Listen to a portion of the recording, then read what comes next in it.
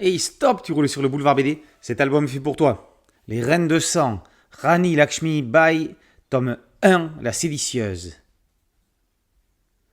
Inde, vers le milieu du 19e siècle.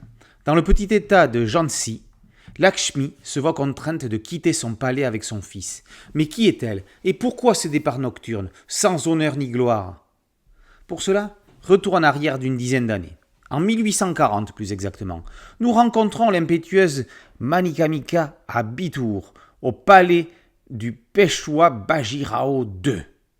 Fille du brahman Moropante, l'un des conseillers du roi, elle est impulsive, exubérante, adore manier les armes, chevaucher dans la jungle avec ses amis, Nana, le fils du Peshwa Baji Rao et Ganesh. N'ayant pas sa langue dans sa poche, son franc-parler est parfois gênant pour ses proches, surtout quand il s'adresse aux occupants anglais pour dénoncer leurs abus et exactions. Il faut avouer que ces derniers n'ont que peu, pour ne pas dire aucun respect pour les Indiens, leur culture, leurs rites, leurs traditions. Parmi les plus acharnés, le lieutenant-colonel Ruders et le lieutenant Stevenson. Pour eux, annexer toutes les provinces est un devoir moral. Pourtant, tous ne sont pas comme eux. Le nouveau résident de Jhansi, le Major Ellis, arrivé depuis peu en Inde et tout droit venu de Calcutta, semble plus ouvert et tolérant. Pour lui, c'est en comprenant les indigènes que l'occupant réussira à se faire comprendre lui-même, et donc à se faire accepter. Néanmoins, ses deux premières rencontres avec Manikarnika sont plutôt explosives. Son mariage avec le Raja de Jhansi lui donnera-t-il le pouvoir nécessaire de se faire entendre? Arnaud de Lalande et Simona Mogavino plantent magnifiquement dans ce premier volet le décor, les personnages et le contexte historique de cette nouvelle saga. Il faut dire que ce trio, avec Carlos Gomez au dessin, est un habitué de la collection.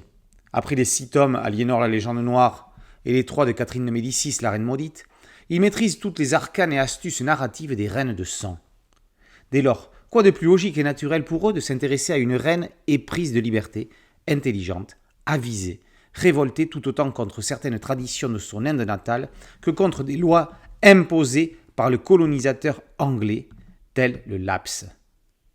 Une documentation fouillée est à la base de ce récit mêlant adroitement événements historiques, sens critique, une certaine objectivité par rapport au point de vue choisi, séquences fictionnelles et romancées.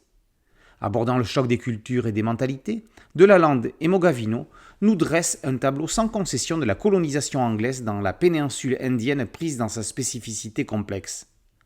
Une structure sociale de caste, des rites religieux et funéraires tels le sati, un système matrimonial, la place de la femme, mais également les tensions et rivalités entre les princes indiens, les empêchant de s'unifier durablement face à la menace britannique. De son côté, Carlos Gomez a le don de mettre en scène cette narration fluide et nerveuse. Ses cadrages larges à certaines cases, resserrés à d'autres, un découpage des planches superposant case sur panorama, offrent un visuel vivant et dynamique.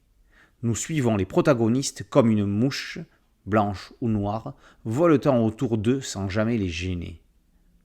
Son dessin réaliste, son souci du détail, des couleurs faisant ressortir la luxuriance des palais, demeures et cérémonies indiennes, le mystère de ces jungles font merveille au fur et à mesure des pages, à l'image des couleurs et senteurs légendaires de l'Inde.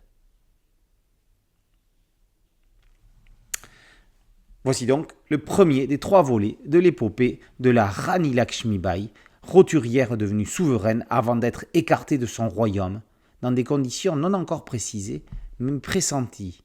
Car, oh non, père, non, crois-moi, ce n'est pas la fin, ce n'est que le début. Les Reines de sang, Rani Lakshmi Bai, tome 1, La séditieuse, par De Lalande, Mogavino et Gomez, est paru aux éditions Delcourt. Merci à mon ami Thierry Ligaud pour cette chronique.